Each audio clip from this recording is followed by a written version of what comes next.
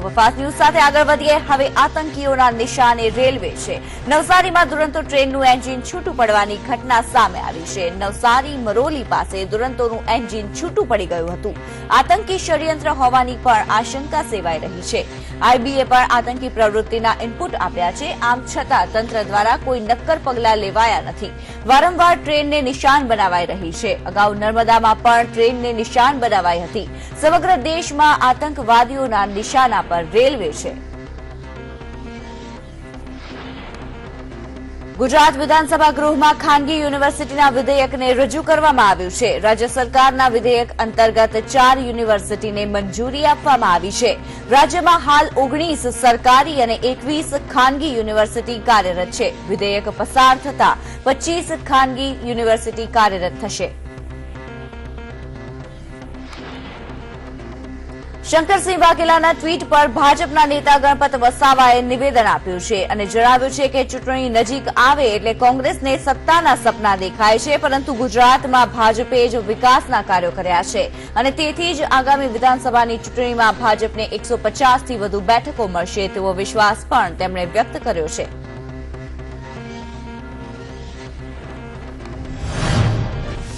ત્યાં સુધી વિરોધ પક્ષના નેતા શ્રી શંકરસિંહજીએ જે ટ્વીટ કર્યું હશે અથવા નિવેદન કર્યું હશે એમનું પોતાનું વ્યક્તિગત હશે અથવા કોંગ્રેસ પાર્ટીનું હશે।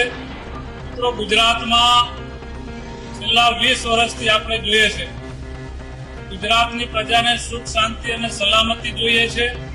આ સુખ શાંતિ સલામતી અને વિકાસ એ માત્ર ને માત્ર ભારતીય જનતા પાર્ટી આપી શકે એ પ્રકારના પ્રજાને વિશ્વાસ બેઠો છે અને જ્યારે જ્યારે ચૂંટણીઓ આવે ત્યારે કોંગ્રેસના મિત્રોને સત્તાના સપનું દેખાય।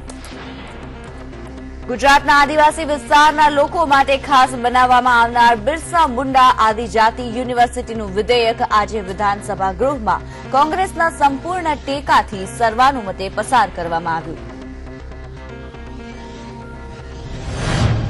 આદિવાસી સમાજના મહાનાયક કહી શકાય એવા બિરસા મુંડાજીના નામ ઉપરથી ટ્રાઇબલ યુનિવર્સિટી બનાવવાનું રાજ્ય સરકારે નક્કી કર્યું। એ નર્મદા જિલ્લાની અંદર આ યુનિવર્સિટી ઉભી કરવામાં આવશે। ચાલુ વર્ષે રાજ્ય સરકારે 20 કરોડ રૂપિયાની જોગવાઈઓ રાખી છે અને ગુજરાતના કોઈ પણ વિદ્યાર્થીને આદિવાસી સમાજને લગતા કલા વારસો, એની સંસ્કૃતિ ઉપર એને અભ્યાસ કરવો હોય એવા કોઈ પણ વિદ્યાર્થીઓને પ્રવેશ આપવામાં આવશે અને એને અગ્રિમતા આદિવાસી વિદ્યાર્થીઓને વધારે। રાજકોટ બાદ ફરી એકવાર ગુજરાત એટીએસને મોટી સફળતા મળી છે। એટીએસે રાજસ્થાનથી ડી ગેંગના સાગરીત દાઉદ લાલાની ધરપકડ કરી છે। કુખ્યાત આરોપી શરીફ ખાનનો પિતરાઈ ભાઈ છે દાઉદ લાલા અને રાજસ્થાનમાં તેના નામે 8 જેટલા ગુના નોંધાયેલા છે। હત્યાનો પ્રયાસ, હત્યા, ખંડણી સહિતના ગુનામાં તે સામેલ છે। એક એવો ભયંકર માથાભારે આરોપી છે કે ગમે ત્યારે ફાયરિંગ કરે, ગમે તે ઇન્સિડન્ટ બને, એટલે એની પણ અમે લોકોએ કાળજી રાખેલી હતી। રાજસ્થાનના મર્ડરના ગુનામાં એ 7 વર્ષની સજા પણ કાપી ચૂકેલો છે અને જામીન ઉપર છૂટ્યા બાદ એણે ફાયરિંગનો ગુનો કરેલો હતો। એ છેવટે અમે શાહ આલમને આજુબાજુના વિસ્તારમાં તપાસ કરેલી અને આ આરોપીને અમે પકડી લીધો છે। એના વિરુદ્ધમાં ખૂનની કોશિશ, મારામારીના અનેક પ્રકારના ગુનાઓ છે અને આ આરોપી સિવાય તેના 3 ભાઈઓ પણ વોન્ટેડ છે।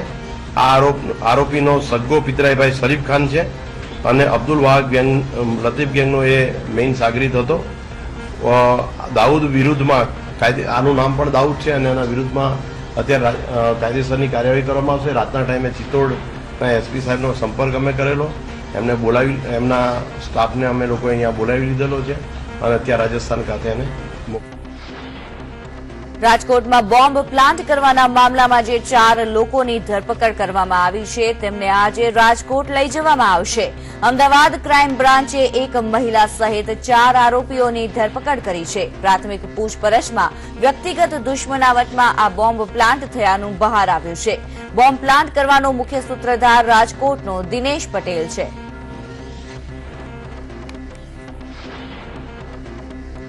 રાજકોટમાંથી પકડાયેલી નકલી ચલણી નોટ મામલે તપાસ માટે એનઆઈએની ટીમ રાજકોટ પહોંચી છે. ₹3.92 કરોડ રૂપિયાની ચલણી નોટ પકડાઈ હતી. ત્યારે આ સમગ્ર મામલે ઉચ્ચ સ્તરીય તપાસનો ધમધમાટ તેજ થયો હતો. સ્થાનિક પોલીસ અને એસઓજીએ નોંધેલા આરોપીઓના નિવેદનો અંગે પણ એનઆઈએની ટીમે પૂછપરછ કરી હતી.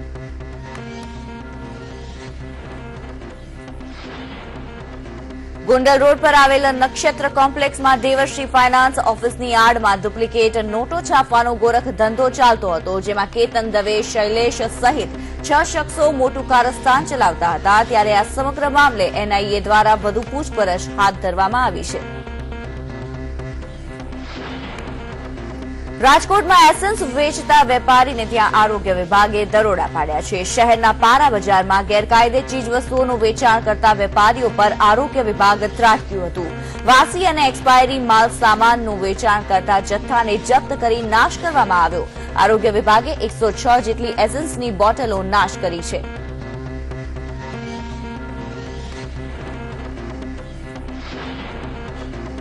સુરતમાં 50થી વધુ પાનના ગલ્લાવાળાઓને પોલીસે નોટિસ ફટકારી છે. સ્મોકિંગ ઝોનની આડમાં કેબિનો ઉભા કરનાર વેપારીઓને નોટિસ અપાઈ છે. ભાજપના ધારાસભ્ય પ્રફુલ પાશેરિયાએ ઉચ્ચ કક્ષાએ રજૂઆત કર્યા બાદ પોલીસ એક્શનમાં આવી. પોલીસે વરાછા, કાપોદ્રા અને સરથાના પોલીસની હદમાં આવેલા પાનના ગલ્લાવાળાઓને નોટિસ ફટકારી છે. Central board of secondary education એટલે કે સીબીએસઈ દ્વારા ઔપચારિક રીતે 2009થી ચાલી રહેલી કોમ્પ્રિહેન્સિવ ઇવેલ્યુએશન સ્કીમ એટલે કે સીસીઈની પ્રણાલીને ઔપચારિક રીતે ખતમ કરવામાં આવી છે. આગામી સત્ર 2017-2018થી આ સિસ્ટમમાં એક નવી પ્રણાલીથી બદલી નાખવામાં આવી છે. નવી સિસ્ટમમાં બોર્ડની બધી જ શાળાઓમાં એક સમાન પરીક્ષા અને રિપોર્ટ કાર્ડની સિસ્ટમ લાગુ કરવામાં આવશે, જેની જાણકારી બોર્ડ પાસે જશે.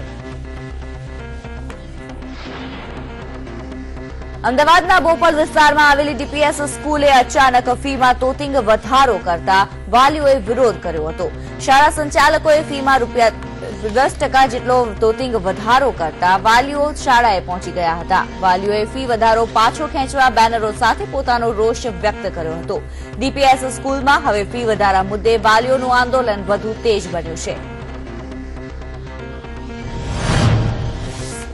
અમુક ખર્ચાઓને પહોંચી વળવા માટે, શૈક્ષણિક ગુણવત્તાને સાચવવા અને આગળ વધારવા માટે અને બાળકોને સારું શિક્ષણ મળે એના માટે ફી વધારો કરવામાં આવે છે. પરંતુ અત્યારે આપ કેમ્પસમાં જોઈ રહ્યા છો કે 8-10 પેરેન્ટ્સ આના વસ્તુનો વિરોધ કરી રહ્યા છે, જ્યારે સત્ય હકીકત એ છે કે અંદર બાળકોનું રિઝલ્ટ લેવા માટે 800થી વધારે પેરેન્ટ્સ છે. અત્યારે પેરેન્ટ્સના વર્કશોપ ચાલી રહ્યા છે અને આવનારા સમયમાં શૈક્ષણિક ગુણવત્તા શું સુધરે એના માટે પેરેન્ટ્સ બધા અમારી જોડે છે. થોડાક પેરેન્ટ્સ છે જે પોતાના નિજી સ્વાર્થ માટે અને અન્ય લોકોના ગેરમાર્ગે દોરાઈને આ બધી વસ્તુ ઊભી કરી રહ્યા છે અને સ્કૂલની છબી બગાડવાનો પ્રયત્ન કરી રહ્યા છે, જેને માટે અમે પેરેન્ટ્સને વિનંતી કરીએ છીએ કે એ આ બધા પરિબળોને સાથ ન આપે અને શિક્ષણની ગુણવત્તા માટે અમને સહયોગ આપે. રાજકોટમાં મેડિકલના વિદ્યાર્થીઓએ પીજીમાં સમાનપણે પ્રવેશ આપવા રેલી યોજી. મેડિકલ ક્ષેત્રના પીજીમાં મેરિટ આધારે પ્રવેશ આપવા ગુજરાત યુનિવર્સિટી સમર્થન નથી કરતી. મેડિકલ વિદ્યાર્થીઓએ ગુજરાત યુનિવર્સિટીની નીતિનો વિરોધ કર્યો હતો. કોલેજના વિદ્યાર્થીઓની માંગ છે કે દરેક વિદ્યાર્થીઓને પીજીમાં સમાન પ્રવેશ મળે. ત્યારે કોલેજના વિદ્યાર્થીઓએ રેલી યોજી કલેક્ટરને આવેદનપત્ર આપ્યું હતું.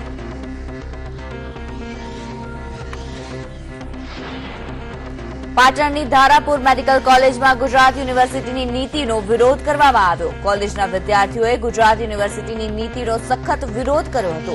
વિદ્યાર્થીઓએ કોમન કાઉન્સેલિંગની પ્રેફરન્સનો સખત વિરોધ કર્યો હતો, જેમાં મોટી સંખ્યામાં વિદ્યાર્થીઓએ દેખાવ કર્યો હતો.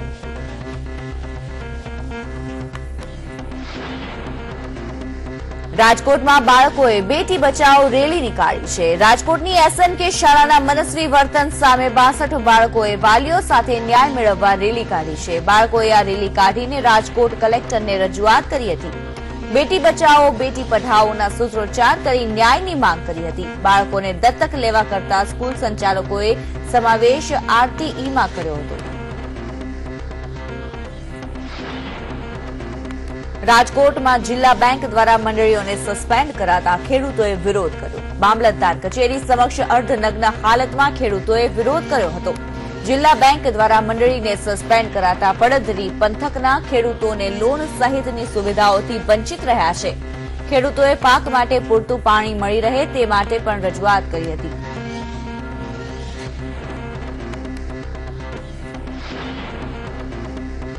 રાજ્યના અધિક પોલીસ મહાનિર્દેશકે ઓર્ડરલી પ્રથાને લઈને પરિપત્ર જાહેર કર્યો છે. પોલીસ મહાનિર્દેશકે જાહેર કરાયેલા પરિપત્રમાં ઓર્ડરલી પાસે અનધિકૃત કામ ન કરાવવાનો આદેશ કરાયો છે. પરિપત્ર જાહેર થયા બાદ જો કોઈ પોલીસકર્મી નિયમનો ભંગ કરશે તો તેને ગેરશિસ્ત ગણાશે. સંદેશ ન્યૂઝે ઓર્ડરલી પ્રથાના દૂષણનો મુદ્દે સવાલો ઉઠાવ્યા હતા ત્યારે આ સમગ્ર મામલે મહત્વપૂર્ણ નિર્ણય લેવાયો છે.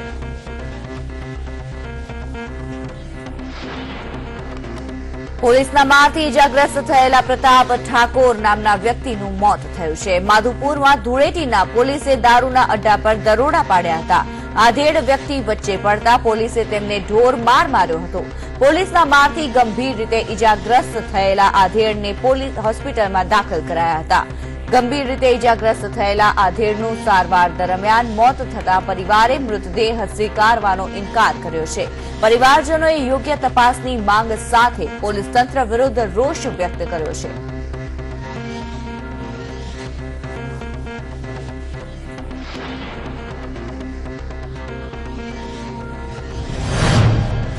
પોલીસ એમને લઈ ગઈ હતી બેન, પછી મેં એક વકીલને મોકલ્યા અને પછી એમને અર્ધ બેભાન હાલતમાં મહેશ નામનો પોલીસવાળો છે જેની ગાડીનો નંબર GJ7BN 8905 ઇકો ગાડી, એ બેભાન હાલતમાં એને મૂકી ગયો. પછી અમારી 13 તારીખે રાત્રે સિવિલ લાયા, એ તો બેભાન હાલતમાં જ હતા, કોમામાં જ હતા. અને પછી એમના શરીર ઉપર આખા શરીરે મારેલાના જામા બી હતા, એ ફોટા બી અમે આપેલા છે પોલીસને. અને પછી એ ભાનમાં આવ્યા જ નહીં, કાલે 4 વાગે સાંજે એ એક્સપાયર. સુરતમાં ભાજપના વોટ્સએપ ગ્રુપનો વિવાદ બંધ થવાનું નામ નથી લેતો ત્યારે ફરી એકવાર ભાજપના વોટ્સએપ ગ્રુપમાં અશ્લીલ વિડીયો મુકાયો છે. ભાજપના વોર્ડ નંબર 10ના વોટ્સએપ ગ્રુપમાં સંદીપ નામના યુવાને અશ્લીલ વિડીયો મૂકતા વાયુવેગે વાત ફેલાઈ ગઈ.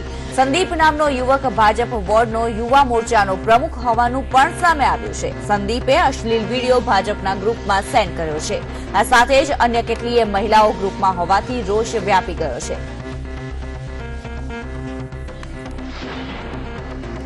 પાટણમાં પાછલા 1 મહિનામાં ખાનગી ફાયરિંગનો બીજો બનાવ સામે આવ્યો છે. વાગદોડના એદલામાં ખાનગી ફાયરિંગ થયું હોવાની ઘટના બની છે. આ ખાનગી ફાયરિંગમાં મહિલાના પગે ગોળી વાગી છે. ગોળી વાગ્યા બાદ ઇજાગ્રસ્ત મહિલાને સારવાર અર્થે હોસ્પિટલ ખસેડાઈ હતી. અગાઉ હારીજમાં ખાનગી ફાયરિંગમાં બાળકનું મોત થયું હતું ત્યારે આ ગુનાખોરીને કાબૂમાં લેવા પોલીસ નિષ્ફળ રહી છે. બનાસકાંઠાના લાખાણી તાલુકાના રેશનિંગ કૌભાંડ મામલે અનાજનો જથ્થો ન પહોંચાડનારા વિરુદ્ધ પોલીસ ફરિયાદ નોંધાઈ છે. અનાજનો જથ્થો બારોબાર સગેવગે કરનારા કોન્ટ્રાક્ટર, ડ્રાઈવર, ટ્રક માલિક વિરુદ્ધ ફરિયાદનો આદેશ આપવામાં આવ્યો છે. 11 માર્ચે પુરવઠા વિભાગની રેડમાં અનાજનો જથ્થો ઝડપાયો હતો.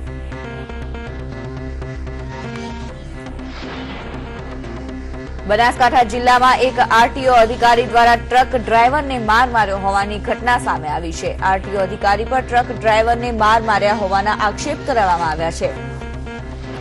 ડીસાના કાંસારી ટોલ પ્લાઝા પાસેનો આ બનાવ છે. ટ્રક ડ્રાઈવરને સારવાર માટે સિવિલ હોસ્પિટલ ખસેડાયો છે. જાણવા મળ્યું છે કે ટ્રકના દસ્તાવેજોને લઈને અધિકારી અને ટ્રક ડ્રાઈવર વચ્ચે બોલાચાલી થઈ હતી.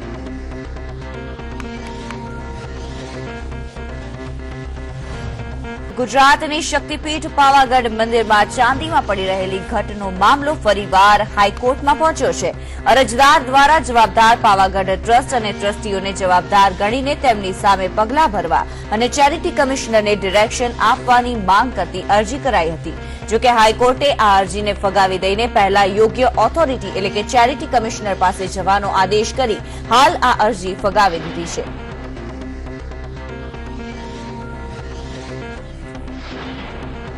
સાબરકાંઠા જિલ્લાના ઈડર નજીક રીંછનો આતંક સામે આવ્યો છે. ઈડરના મુટેરી ગામે રીંછે એક વ્યક્તિ પર હુમલો કરતા ગંભીર રીતે ઇજાગ્રસ્ત થયા. ઇજાગ્રસ્તની હાલત ખૂબ જ ગંભીર હોવાથી સારવાર અર્થે અમદાવાદ દાખલ કરાયા હતા. પ્રત્યક્ષદર્શીઓનું માનીએ તો રીંછ સાથે 2 બાળ રીંછ પણ છે. ઘટનાની જાણ થતાં વન વિભાગે રીંછને પકડવા માટે તજવીજ હાથ ધરી છે.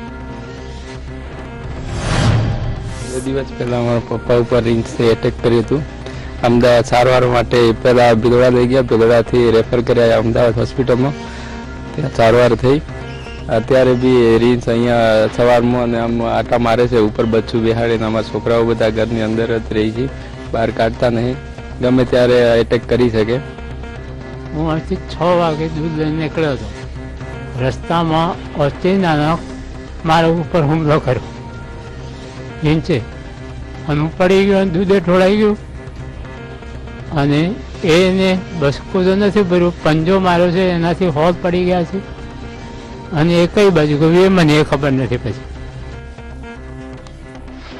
ઘણા વર્ષોના અંતરે આવો એકાદ અપવાદ રૂપ બનાવ બનતો હોય છે, અને કોઈ પ્રાણી માનવભક્ષી જ્યારે બની જતું હોય છે. આમ તો રીંછ એ શાકાહારી છે, માંસાહારી નથી, પણ આ રીંછ એ માનવભક્ષી બન્યું અને 3 લોકોનો ભોગ લીધો અને એને ઠાર કરવામાં આવેલ છે.